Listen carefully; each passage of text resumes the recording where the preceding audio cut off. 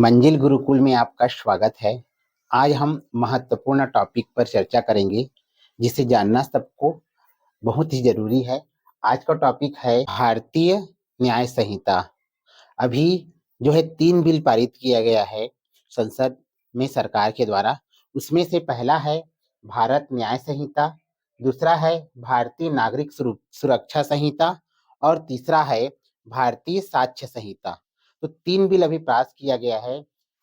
उनमें से हम आज पढ़ेंगे भारत न्याय संहिता को। भारत न्याय संहिता जो है वो भारतीय दंड संहिता यानी कि आईपीसी जो 1860 में बनी थी, आईपीसी का ही नवीनतम रूप है। यानी कि आईपीसी को अब हम क्या करेंगे, भारतीय न्याय संहिता के नाम से जानेंगे। तो बिल जो है पारित हुआ है, फिर से मैं थोड़ा बता दूं बिल किस तरह से पारित होता है। पहले सदन में लोकसभा में ये प्रथम वाचन, द्वितीय वाचन, तृतीय वाचन होता है। वहां से बिल जो है पहले विधेयक के रूप में पेश होता है। पेश होने के बाद वहां से बिल जो है पारित होता है। पारित होने के बाद फिर राज्यसभा में जाता है। राज्यसभा में भी चर्चा के उपरांत यह बिल पारित होता है। दोनों सदनों में पारित होने के पश्चात फिर यह राष्ट्रपति के पास सहमति के लिए, अनुमति के लिए जाता है। जैसे ही राष्ट्रपति इस पर अनुमति यानी कि अपना हस्ताक्षर देता है या कर देता है, तब यह बिल जो होता है वो जो अधिनियम के रूप में पारित हो जाता है। और अधिनियम के बाद में जैसे ही राष्ट्रपति इस पर साइन करता है, फिर वो कानून के रूप में भारत में लागू हो जाता है। तो अभी जो धारा है वो भारतीय न्याय संहिता, जो भारतीय दंड संहिता का नवीनतम स्वरूप है, उसमें के बारे में हम चर्चा करेंगे। सबसे पहले देखिएगा, जो भारतीय दंड संहिता है उसमें, जिसको हम आईपीसी की धारा कहते हैं, उसमें पहले 23 अध्याय थे और धारा कुल 511 थी। ध्यान रखिएगा, पहले उसमें 23 अध्याय थे और कुल धारा कितने थे, 511। लेकिन अब इसको परिवर्तन करके जो भारतीय न्याय संहिता बना है उसमें अध्याय हो गए हैं 19 और धारा हो गया है 356। इसमें क्या किया गया है, जो पुराने धारा थे उसमें से 22 धारा को निरस्त कर दिया गया है, 8 धारा को नया जोड़ा गया है और 175 धाराओं में बदलाव किया गया है। कुछ कुछ उसमें बदलाव किया गया है। तो कुल मिला के कहेंगे कि नवीन जो भारतीय न्याय संहिता है उसमें 19 अध्याय, 356 धारा, जिसमें से 22 धारा को निरस्त, 8 धारा नया जोड़ा गया है, 175 धाराओं में बदलाव किया गया है। तो इसको अब थोड़ा सा डिटेल में हम जानेंगे कि किस किस धारा में बदलाव किया गया है और किसे नया जोड़ा गया है। आईपीसी की धारा 302, जो हत्या के लिए, अगर कोई हत्या करता है तो उसको 302 के तहत पहले जो है दंड दिया जाता है। अब उस धारा को बदल के 101 कर दिया गया है। यानी कि अब जो है हत्या के लिए धारा 101 के तहत क्या किया जाएगा, उस व्यक्ति को दंडित किया जाएगा, दंड दिया जाएगा। दूसरा, जनरली बोलते थे 420, यानी कि 420 के लिए, अर्थात धोखाधड़ी करने के लिए धारा 420 था, जिसकी वजह से लोग 420 बोलते थे। अब इस धारा को बदल कर क्या कर दिया गया है, धारा 316 कर दिया गया है। अब हम किसी व्यक्ति को 420 नहीं बोलेंगे, बल्कि उसको क्या करेंगे, धारा 316 बोलेंगे। तो धारा 316 के तहत धोखाधड़ी के केस में दंड दिया जाएगा। तीसरा है आपके पास, अगर कहीं पर जमावड़ा होता था, अवैध जमावड़ा होता था, तो वहां पर क्या करते थे, शासन जो है, प्रशासन जो है, उस जगह को कंट्रोल करने के लिए या फिर उस जगह को शांत करने के लिए 144 लगा देता था। तो अब ये जो 144 है, अवैध जो जमावड़ा है, उसको बदल के क्या कर दिया गया है, 144 ना लग के क्या लगेगा, उसकी जगह में 187 लगेगा। अब तीसरा, 121 जो धारा है आईपीसी में, जो सरकार के खिलाफ जो युद्ध होता है, उसको बदल के कर दिया गया है 145। 121 को क्या कर दिया गया है, 145 कर दिया गया है। साथ ही साथ मानहानि का केस जो है वर्तमान में बहुत चल रहा है, पहले भी चलता था लेकिन अभी इसकी संख्या बढ़ गई है। आईपीसी के धारा 499 के तहत मानहानि का केस किया जाता था। अब उस धारा को बदलकर भारतीय न्याय संहिता के नया में क्या कर दिया गया है, 354 कर दिया गया है। अर्थात 354 के धारा के अंतर्गत हम क्या करेंगे, किसी पर मानहानि का केस हम कर सकते हैं। और इसमें थोड़ा सा सबसे बड़ी बात मैं आपको बता देता हूं कि अभी जो चल रहा है देशद्रोह का, राजद्रोह का, तो इसके बारे में हमको थोड़ा डिटेल जानना है कि पहले 124 ए के तहत किसी भी व्यक्ति पर राजद्रोह का केस किया जाता था। यानी यदि कोई भी व्यक्ति सरकार की आलोचना कर रहा है, उसको भी इसमें शामिल कर लिया जाता है। आजकल ये ज्यादा चल रहा था कि सरकार का आलोचना किया जा रहा है, किसी भी माध्यम से, तो उस पर फिर क्या कर दिया जाए, राजद्रोह का केस कर दिया जाए। लेकिन ये धारा आईपीसी की 124 ए के तहत होता था। अब इसको बदल के क्या कर दिया गया है, 124 ए की जगह में 152 कर दिया गया है, 152 कर दिया गया है। और सबसे बड़ी बात है इसमें, इसमें राजद्रोह शब्द को हटाकर क्या कर दिया गया है,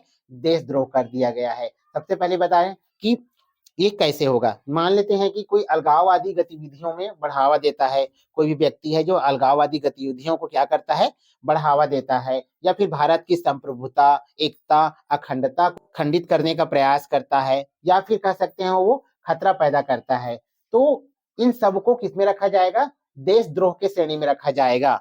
या तो कोई अलगाववादी को बढ़ावा देता है, देश की एकता अखंडता को, संप्रभुता को खंडित करने का प्रयास करता है, ये सब देशद्रोह के श्रेणी में आएगा। इसके साथ साथ पहले क्या होता था, सरकार के खिलाफ बोलने पर या आलोचना करने पर उसके खिलाफ जो है राजद्रोह का या देशद्रोह का मामला दर्ज हो जाता था। लेकिन अब ऐसा बिल्कुल नहीं है। आप सरकार के खिलाफ आलोचना कर सकते हैं, इसे अभिव्यक्ति के आजादी के रूप में रखा गया है, यानी कि बोलने की स्वतंत्रता है, इस श्रेणी में रखा गया है। अब आप सरकार के खिलाफ अगर आलोचना करते हो तो आप पर जो है देशद्रोह का केस नहीं लगेगा। लेकिन यदि आप देश के खिलाफ आलोचना करते हो, देश के खिलाफ बोलते हो, तब आपके ऊपर में देशद्रोह का मुकदमा लग सकता है। तो ये इसकी सबसे बड़ी ये है कि राजद्रोह शब्द को हटाकर देशद्रोह कर दिया गया है।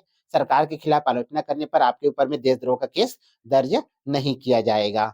आगे बढ़ते हैं, इसमें कुछ धारा में जो है बदलाव किया गया है।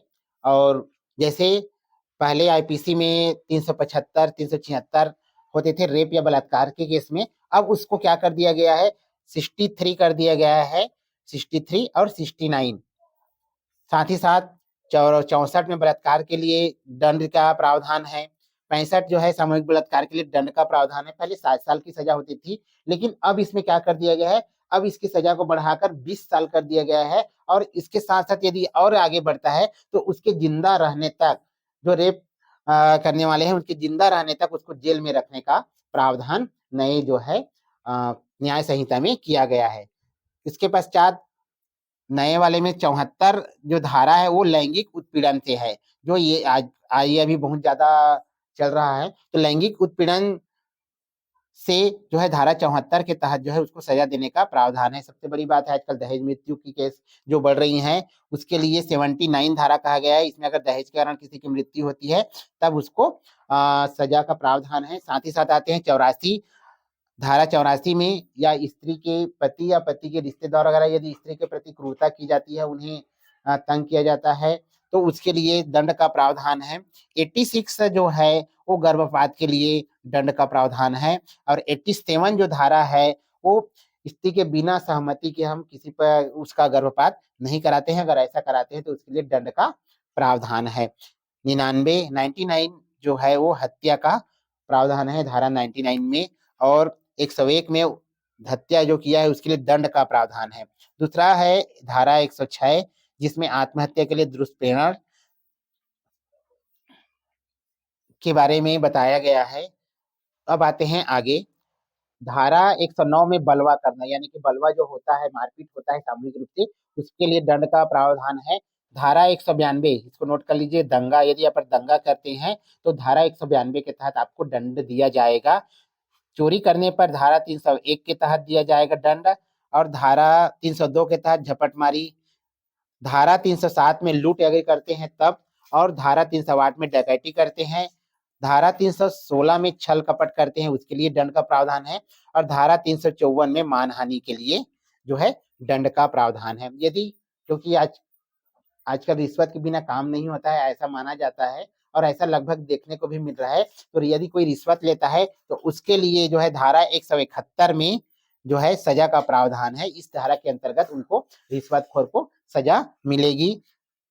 210 धारा में मिथ्या इतलाना करना, और 219 में लोक सेवक के कार्यों में यदि आप हस्तक्षेप करते हो, उसके कार्यों में बाधा डालते हो, तब धारा 219 के तहत आपको सजा दिया जाएगा।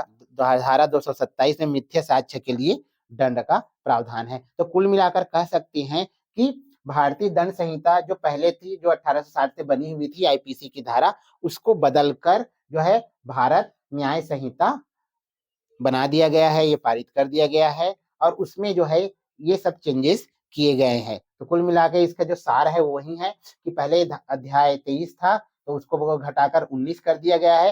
पहले धारा 511 था, उसको घटाकर 356 कर दिया गया है।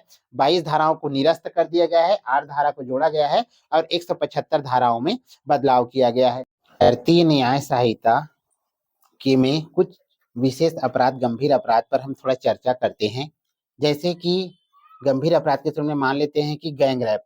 तो गैंग रैप के लिए जो है 20 साल का सजा होगा या फिर उसके जिंदा रहने तक उसे जेल में रखा जाएगा। यदि नाबालिग से कोई रेप करता है तब उसको फांसी की सजा होगी या फिर उम्र कैद की सजा दिया जाएगा।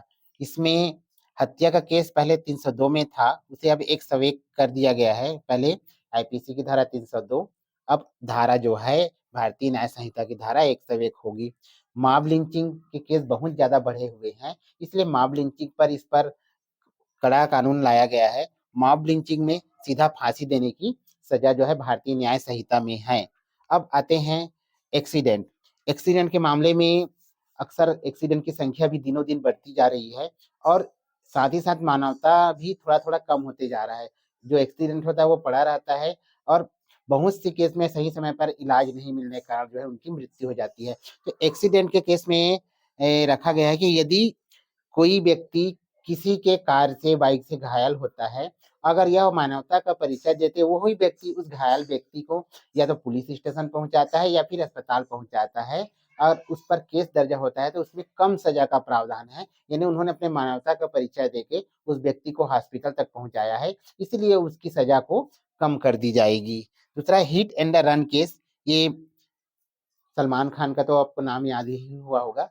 हिट एंड रन केस में फंसे हुए थे, तो हिट एंड रन केस में सजा का प्रावधान जो है 10 साल कर दिया गया है। चैन स्नैचिंग या स्नैचिंग के लिए जो अब कानून लाया गया है, पहले इसके लिए कोई कानून नहीं था, उनमें सजा का प्रावधान है।